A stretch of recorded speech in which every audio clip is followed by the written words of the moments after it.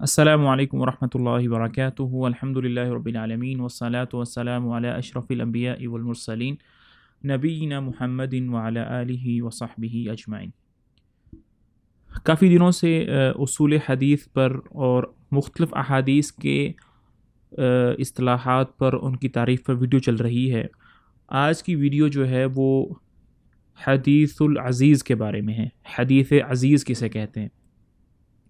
سب سے پہلے ہم دیکھیں گے کہ لغت کے اندر، عربی زبان کے اندر اس کا کیا مطلب ہے، پھر محدثین کے ہاں اس کا کیا مطلب ہے، اور پھر ایک مثال بھی دیکھیں گے جو ہماری اس ڈیفینیشن پر پوری اترتی ہو۔ اس کے بعد دیکھیں گے کہ کیا مؤلفین رحمہ اللہ نے کوئی کتاب بھی اس پر لکھی ہے یا نہیں لکھی۔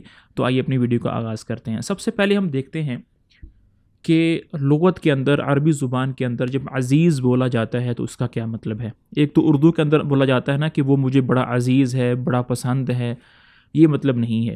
عربی زبان میں جو عزیز ہے یا تو وہ ہو سکتا ہے عزا یا عزو کے فعل سے، جس کا مطلب ہوتا ہے کسی چیز کی کمی ہو جانا، کسی چیز میں قحط پڑ جانا، اس کو کہتے ہیں۔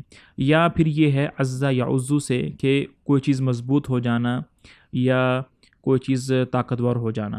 تو ان دونوں افعال سے، فعلوں سے عزیز کیا لغت کا مطلب پایا جا سکتا ہے۔ یا تو یہ حدیث بہت کم پائی جاتی ہے اس لیے اس کو عزیز کہتے ہیں، یا پھر یہ اس لیے عزیز ہے کہ یہ ایک سے زیادہ سند سے روایت کی جاتی ہے، تو ایک راستہ دوسرے راستے کو مضبوط کر دیتا ہے، اس لیے اس کو عزیز کہتے ہیں۔ محدثین کے ہاں اگر آپ کوئی حدیث کی کوئی کتاب پڑھ رہے ہیں اور پڑھتے پڑھتے آپ نے کوئی دیکھا کہ یہ حدیث عزیز ہے، یہ حدیث کیا ہے؟ عزیز ہے۔ اب اس کا کیا مطلب ہے؟ تو اس کا مطلب یہ ہے کہ اس کی جو تعریف ہے وہ آپ کو نیچے لکھی ہوئی نظر بھی آ رہی ہے۔ اللہ یقل رواته عن اثنین فی جمیع طبقات السند، اللہ یقل رواته عن اثنین فی جمیع طبقات السند، کہ جتنے بھی سند کے طبقات ہیں، اب طبقات کو آپ زمانہ سمجھ لیجئے، صحابہ کا زمانہ ہے، تابعین کا زمانہ ہے، اتباع تابعین کا زمانہ ہے، آگے زمانہ چلتا آ رہا ہے امام بخاری رحمہ اللہ تک۔ تو ہر زمانے کے اندر اس حدیث کو روایت کرنے والے دو سے کم نہ ہو، دو سے زیادہ ہو سکتے ہیں۔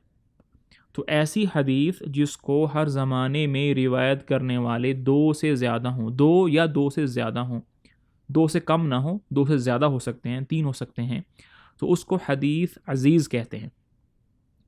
اب یہ جو دو کا عدد ہے یہ کم از کم ایک زمانے میں لازمی پایا جائے کہ کسی نہ کسی زمانے میں لازماً اس کو دو بندوں نے روایت کیا ہو۔ یعنی کہ اگر آپ سند کو دیکھیں تو صحابہ کے زمانے میں 3 ہے، تابعین کے زمانے میں 3 ہے، لیکن ایک زمانے میں 2 کا عدد لازمی پایا جانا چاہیے کہ کسی نہ کسی زمانے میں 2 آدمیوں نے اس کو لازمی روایت کیا ہو، 2 کا عدد لازمی پایا جائے، اس کو حدیث عزیز کہتے ہیں۔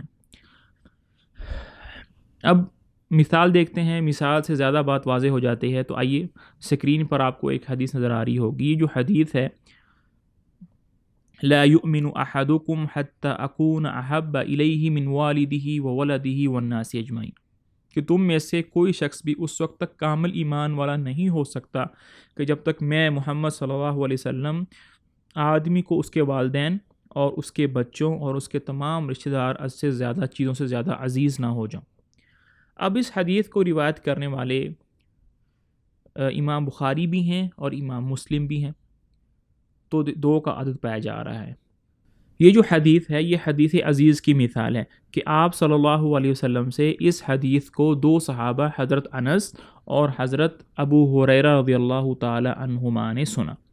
پھر آگے حضرت انس رضی اللہ تعالی عنہ سے آگے تابعین کا زمانہ آ گیا، 2 تابعین نے حضرت انس سے اس حدیث کو روایت کیا، ایک حضرت قتادہ تھے اور ایک حضرت عبدالعزیز تھے۔ پھر آگے اتباع تابعین آ گیا، اتباع تابعین میں 4 لوگوں نے اس حدیث کو سنا، ایک تھے شعبہ، ایک تھے سعید، ایک تھے عبد الوارث اور ایک تھے اسماعیل بن علیہ۔ تو اتباع تابعین میں 4 لوگوں نے اس کو سنا۔ تو ہم نے دیکھا کہ کم از کم 2 لوگوں نے اس کو سنا ہے، صحابہ میں سے اور تابعین میں سے، اس لیے یہ جو حدیث ہے یہ حدیث العزیز کی مثال ہے کہ 2 راویوں سے کم لوگوں نے اس کو روایت نہیں کیا، کم از کم 2 کا عدد پایا جاتا ہے۔ کیا حدیث العزیز پر کسی نے کوئی کتاب لکھی ہے، یعنی مثال کے طور پر کسی آدمی نے، کسی مؤلف نے، کسی آتھر نے کوئی کتاب لکھی ہو، اس میں اس نے ساری احادیث جو عزیز ہیں وہ اکٹھی کر کے لکھ دی ہوں کہ یہ جو حدیثیں ہیں نا یہ حدیث عزیز ہے. تو ابھی تک ایسی کوئی تصنیف سامنے نہیں آئی ہے، کیونکہ اس کی ضرورت نہیں ہے، کیونکہ یہ حدیث بہت کم پائی جاتی ہیں، اس لیے اس کی ضرورت پیش نہیں آئی. امید ہے کہ آپ کو یہ ویڈیو جو ہے وہ مفید لگی ہوگی. انشاءاللہ اگلی ویڈیو کے اندر ہم حدیث الغریب پر بات کریں گے. تب تک اجازت دیجیے. السلام علیکم ورحمۃ اللہ وبرکاتہ.